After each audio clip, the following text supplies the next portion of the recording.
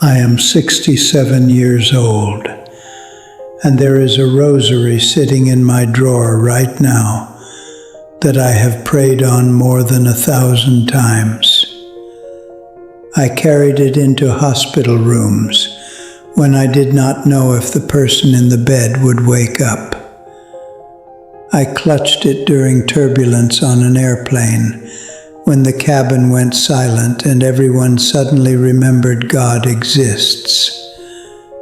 I wrapped it around my hand at funerals, feeling the beads press into my skin while the casket was lowered and the priest said the final commendation. That rosary is blessed. That rosary is real.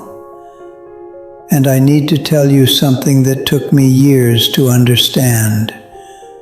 That rosary was slowly becoming the most dangerous object in my spiritual life. Not because the rosary is dangerous. It is one of the most powerful prayers in the history of the Church. Our Lady herself has asked us to pray it. Saints have died with it in their hands. But it was not the prayer that was the problem. It was what I was doing with it. Or, more honestly, what I was avoiding by doing it. You see, that rosary in my drawer, the silver plating on the crucifix is rubbed down to dull brass. 2 of the beads are chipped. The chain is oxidized, and the beads are tangled. Not from neglect, from the kind of careless familiarity that happens when something sacred becomes merely habitual. That is what I want to talk to you about today. 5 Catholic devotions that may be hurting your faith. Not because they are wrong. They are not wrong, but because you might be using them wrong. Somewhere along the way, many of us absorbed a spiritual equation. More devotions equals more grace. More rosaries equals more protection. More novenas equals more answered prayers.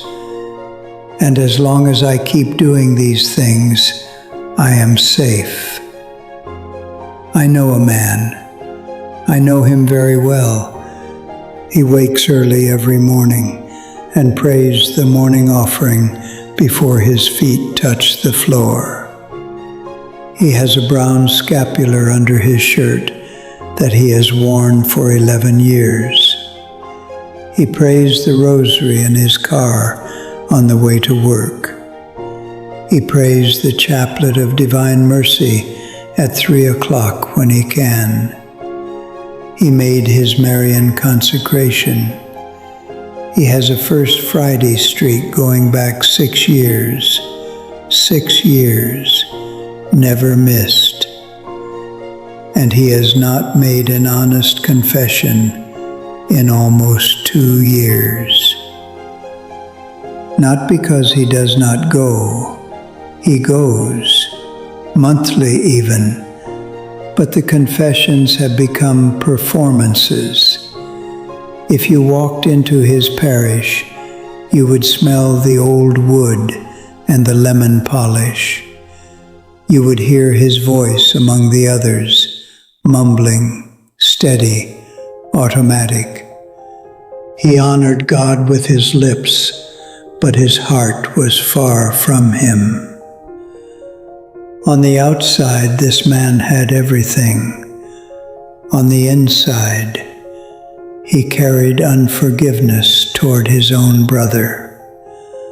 The devotions were real.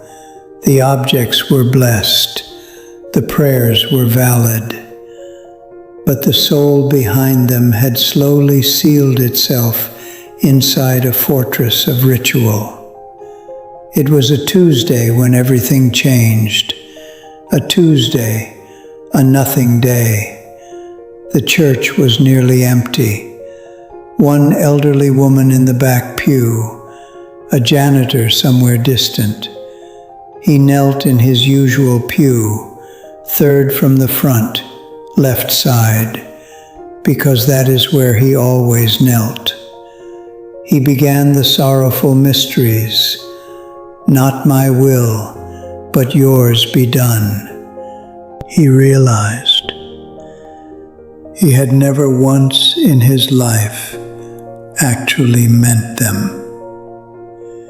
Every devotion was a deposit into a spiritual bank account. The third mystery, the crowning with thorns, this is where it broke. You have been performing for me instead of surrendering to me. The rosary hung limp in his hands, his eyes burned. And then, for the first time in his life, he did not reach for a devotion to comfort himself. He simply knelt there and said nothing. The sacrifice acceptable to God is a broken spirit. A broken and contrite heart, O God, you will not despise. That was months ago. Now it is evening. He is sitting at his kitchen table. He went to confession, not his usual confession, a real one. He confessed for 37 minutes. Afterward, he sat in his car and felt nothing.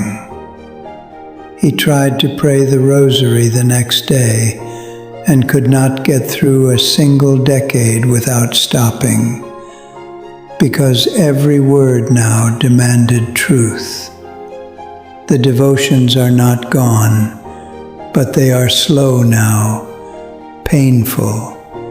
Each bead costs something. Now I need you to hear me. I need you to hear me clearly. I am not telling you to stop praying the rosary. I am not telling you to take off your scapular. But I am begging you, stop using them as proof that you are okay. Let me ask you 5 questions, one for each devotion. The Rosary. When was the last time a mystery made you weep? The brown scapular. Are you wearing it as a sign of your commitment to conversion, or as a guarantee that you do not need to convert? First Fridays. Have you matched your attendance with even one genuine act of reparation? The Divine Mercy Chaplet. Do you pray, "Have mercy on us," while withholding mercy from a single person? Marian Consecration. Have you given Mary your life, or have you given her a document? Go to confession this week, not next month, not at Advent, this week. And when you get home, pick up your rosary. Pray 1 decade, just one, slowly. Am I praying, or am I hiding? The sacrifice acceptable to God is a broken spirit. A broken and contrite heart, O God, you will not despise.